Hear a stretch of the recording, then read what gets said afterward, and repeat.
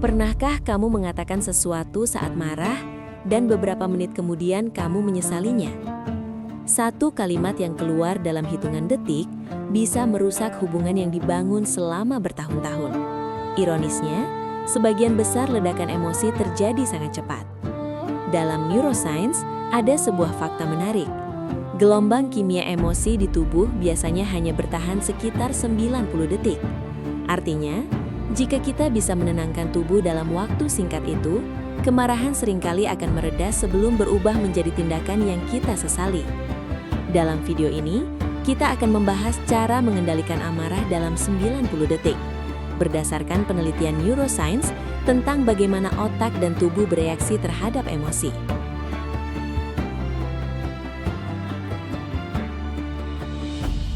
Bagaimana amarah terjadi di otak? Ketika sesuatu memicu kemarahan, mungkin seseorang menghina kita, memotong jalan di lalu lintas, atau memperlakukan kita dengan tidak adil. Otak kita bereaksi sangat cepat.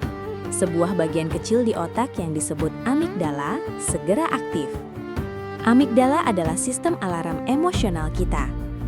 Ketika amigdala mendeteksi ancaman, ia langsung mengirim sinyal darurat ke seluruh tubuh. Detak jantung meningkat, nafas menjadi lebih cepat, adrenalin dilepaskan. Tubuh kita bersiap untuk fight or flight.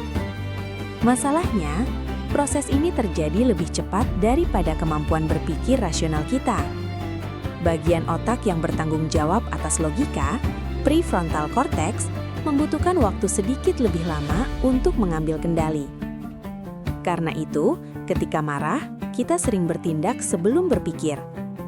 Namun, ada kabar baik. Neuroscience menunjukkan bahwa jika kita bisa menenangkan sistem syaraf dalam 60-90 detik, reaksi emosional biasanya akan mulai mereda. Teknik 1. Napas penurun stres. Salah satu metode paling efektif disebut physiological sigh. Teknik ini dipelajari oleh neuroscientist Stanford, Andrew Huberman. Caranya sederhana. Tarik napas dalam melalui hidung, lalu ambil tarikan kecil kedua untuk benar-benar memenuhi paru-paru. Setelah itu, hembuskan napas perlahan melalui mulut. Ulangi 3-5 kali. Mengapa teknik ini bekerja begitu cepat? Ketika kita menghembuskan napas panjang, saraf vagus di tubuh kita diaktifkan. Saraf ini memberi sinyal pada otak bahwa keadaan aman telah kembali. Detak jantung mulai melambat, tekanan emosional pun turun. Dalam banyak kasus, hanya dengan 1 menit bernapas dengan benar, intensitas kemarahan bisa berkurang secara signifikan.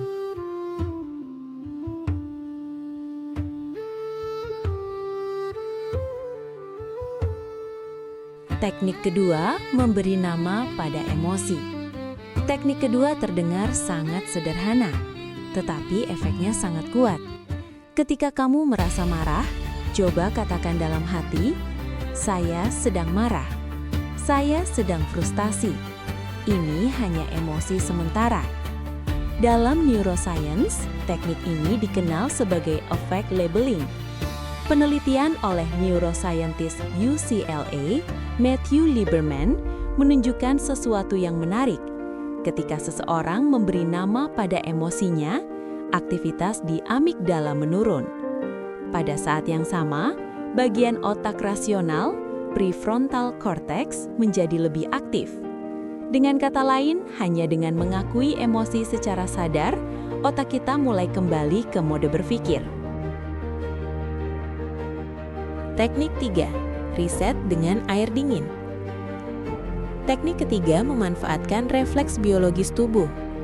Ini dikenal sebagai diving reflex.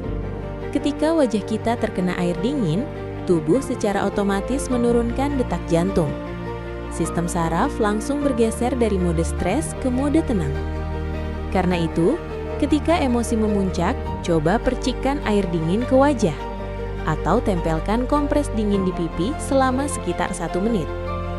Banyak terapis emosi menggunakan metode ini karena efeknya seringkali sangat cepat. Teknik 4. Mengalihkan fokus otak. Ketika kita marah, pikiran sering terjebak dalam satu hal. Kita terus memutar ulang kejadian yang membuat kita kesal. Otak kita masuk ke dalam loop emosi. Salah satu cara memutus loop ini adalah teknik grounding. Contohnya, metode 5, 4, 3, 2, 1. Perhatikan, 5 hal yang bisa kamu lihat, 4 hal yang bisa kamu sentuh, 3 suara yang bisa kamu dengar, 2 hal yang bisa kamu cium, 1 sensasi yang kamu rasakan di tubuh. Teknik ini memaksa otak berpindah dari mode emosi ke mode observasi. Dalam banyak kasus, fokus baru ini cukup untuk menghentikan reaksi marah sebelum berkembang lebih jauh.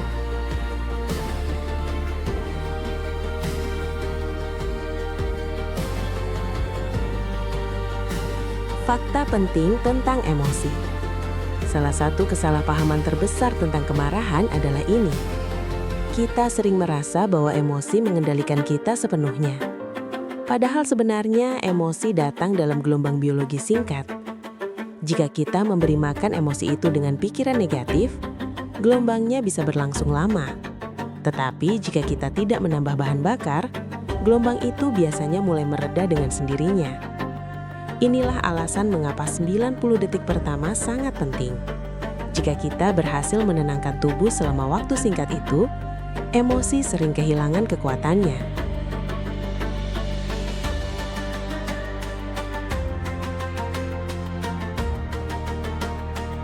Kesimpulan, kemarahan bukanlah musuh.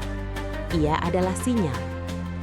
Kadang-kadang sinyal bahwa sesuatu tidak adil, atau bahwa batas kita telah dilanggar. Namun, masalah muncul ketika kita bereaksi sebelum berpikir.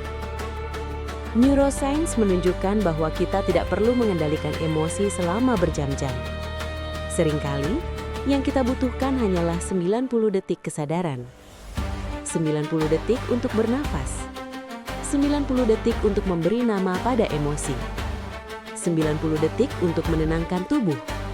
Dan dalam waktu yang sangat singkat itu, kita bisa mencegah keputusan yang mungkin kita sesali seumur hidup.